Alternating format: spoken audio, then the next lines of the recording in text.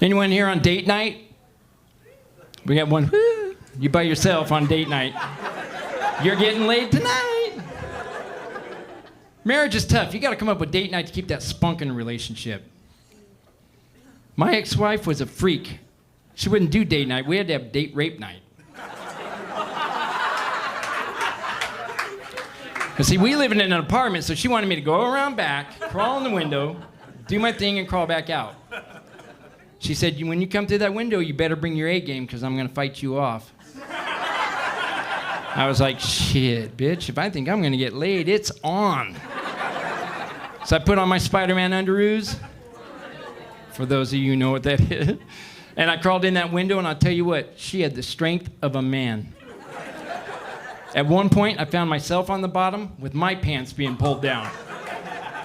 If it wasn't for my ninja skills and the fear of having something stuck up my butt, I might have been in trouble.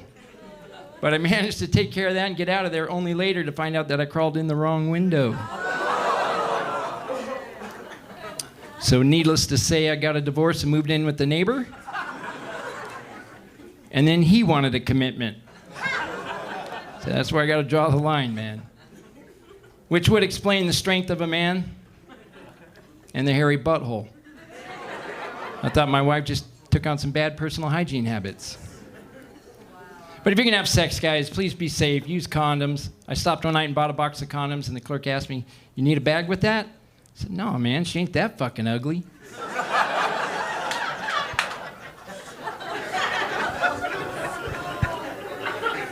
He said, "The bag is for you, douche." I said, "Oh, well then we better double bag it for her safety."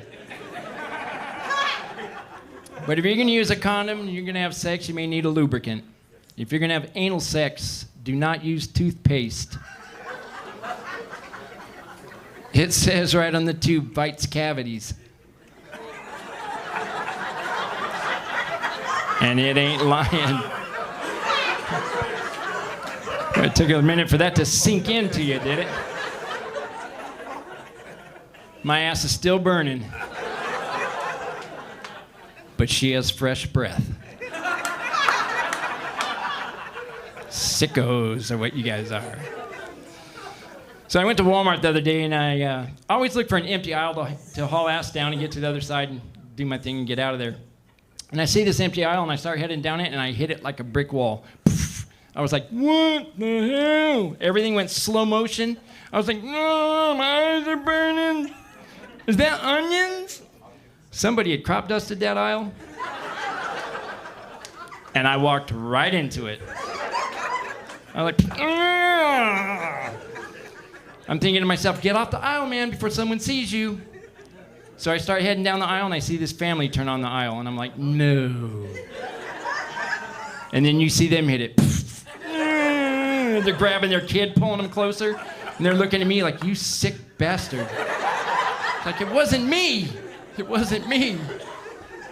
I saw those people 4 times in the store, and every time I saw them, they were pointing me out. There's that sick bastard. It's like, it wasn't me.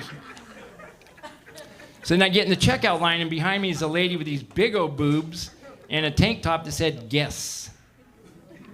So I looked at her and said, implants? That's my guess.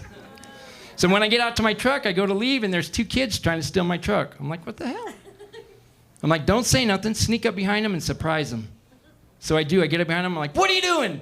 And they turned around, and I hear the kid fart. I thought, man, I probably scared the shit out of him pretty bad.